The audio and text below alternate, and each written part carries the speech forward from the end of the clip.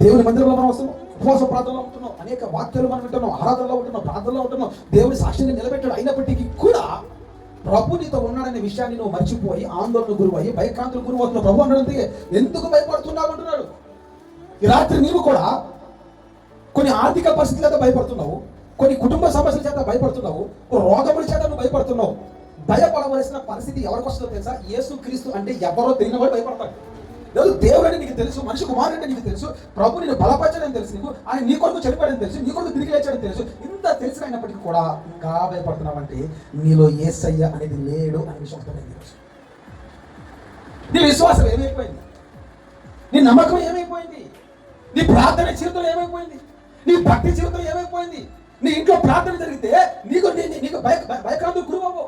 నీలో ప్రార్థన లేదు, నీలో ఆత్మీయత లేదు, నీలో భక్తి లేదు కాబట్టి ప్రతి సమస్య రాగానే పడిపోతున్నావు, భయక్రాంతులు గురువు, వెనకాడుగు వేస్తున్నావు.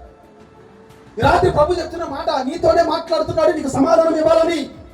పరిశుద్ధాత్మ దేవుడు నీతోనే చెప్తున్నాడు. ప్రియమైన సంగమా, భయపడవద్దు.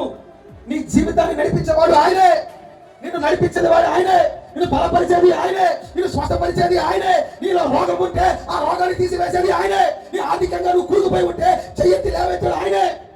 ఆ ప్రభుని ఈరోజు మనం మర్చిపోతున్నాం. చూసారా ప్రియమైన సంగమా? పరిశుద్ధాత్మ దేవుడు మరలా గుర్తు చేయాలని ఆశపడుతున్నాడు. గట్టిగా చెప్పచ్చు.